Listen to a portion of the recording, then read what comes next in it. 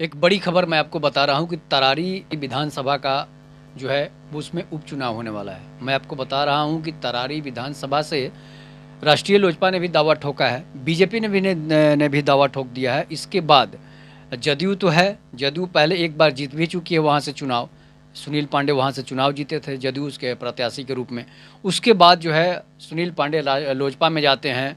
इसके बाद सुनील पांडे निर्दलीय लड़ते हैं। उसके बाद हमेशा से जो है 2-3 बार से ऐसा हो रहा है कि माले जो है उसमें अपना बाजी मारते जा रहा है। 2020 के पहले जो चुनाव हुआ था उसमें भी माले जीता था, और 2020 का जो चुनाव हुआ उसमें भी माले जीत गया। और माले के जीतने की बड़ी वजह रहती है कि सुनील पांडे जब चुनाव लड़ते हैं, जब लोजपा से सुनील पांडे चुनाव लड़ते हैं उस समय कांग्रेस वहाँ से लड़ जाती है। इसके बाद कांग्रेस का अखिलेश सिंह को कांग्रेस टिकट दे देती है, इसलिए अब इंदु भूषण भी वहाँ से चुनाव लड़ जाते हैं बरमेश की हत्याकांड से खार खाए। उसके बाद होता क्या है कि 7,000 के करीब वोट इंदु भूषण काट लेते हैं। उसके बाद जो है 43,000 के करीब वोट जो है वो आ जाता है, अखिलेश सिंह को आ जाता है। अब सुनील पांडे जो हैं 272 वोटों से सुदामा प्रसाद से हार जाते हैं। उसके बाद 2020 का जब चुनाव आता है तो 2020 के चुनाव में 75,695 वोट जो है सुदामा प्रसाद को आ जाता है, और 63,600 कुछ वोट जो है वो सुनील पांडे को आ जाता है। इसका मतलब है 11,015 से कुछ वोटों से सुनील पांडे हार जाते हैं। और उसका हार का कारण होता है कि फिर से जो है वहाँ पर वोटों का ध्रुवीकरण हो जाता है। और ध्रुवीकरण होने के पीछे कारण क्या होता है कि सुनील पांडे निर्दलीय लड़ जाते हैं, और बीजेपी के जो है बीजेपी अपना टिकट ले लेती है। कौशल विद्यार्थी जो है 13,000 करीब वोट काट लेते हैं, और जो है 9,000 कुछ वोट से सुनील पांडे हार जाते हैं।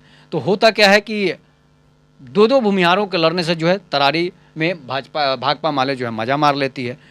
इसलिए जो है इस बार का जो 2024 का जो चुनाव होगा, उपचुनाव जो होगा, सुदामा सांसद जीत गए हैं, और सांसद जीतने से क्या होता है कि वो चुनाव जो है सीट जो है खाली हो जाती है, तो उपचुनाव वहाँ पर होना निश्चित है। अब इस उपचुनाव में बीजेपी अलग दावा ठोक रही है, जदयू अलग दावा ठोक रही है, निर्दलीय अलग लोग लड़ेंगे, और सुनील पांडे राष्ट्रीय लोजपा से हो सकते हैं उम्मीदवार हो सकते हैं। लेकिन अगर जदयू, बीजेपी और राष्ट्रीय लोजपा आपस में गठबंधन तो है ही, अगर मिल बैठकर बातें होती है तो हो सकता है कि सुनील पांडे जो है वहाँ से चुनाव निकाल देंगे।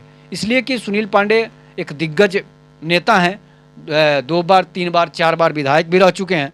तो समझिए कि 2 बार तो शायद निर्दलीय जीत चुके हैं, या फिर जो है जदयू से जीते हैं एक बार।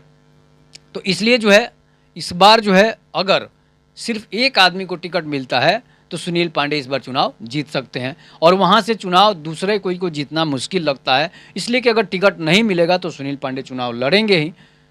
सुनील पांडे जब चुनाव लड़ेंगे तो तरारी की जनता यही चाहती है कि सुनील पांडे को ही वोट देती है।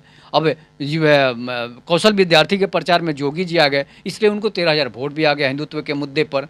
और बीजेपी गठबंधन में अगर बीजेपी गठबंधन में रहेगी तो ये चुनाव सुनील पांडे आराम से निकाल सकते हैं। और भाकपा माले से राजू यादव को टिकट मिला है, तो राजू यादव और जो है सुनील पांडे में काट्टू की टक्कर हो जाएगी।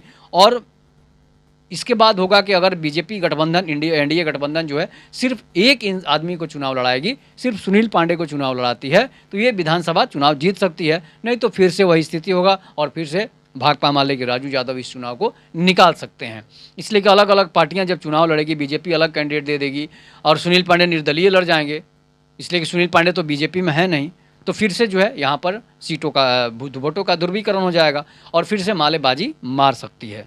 लेकिन अगर बीजेपी गठबंधन जो है, एनडीए गठबंधन सिर्फ एक सुनील पांडे को टिकट देती है तो ये सीट जीत निश्चित है। इस पर आप अपनी प्रतिक्रिया जरूर दीजिएगा। तब तक के नमस्कार, जय हिंद, जय भारत, जय श्री राम।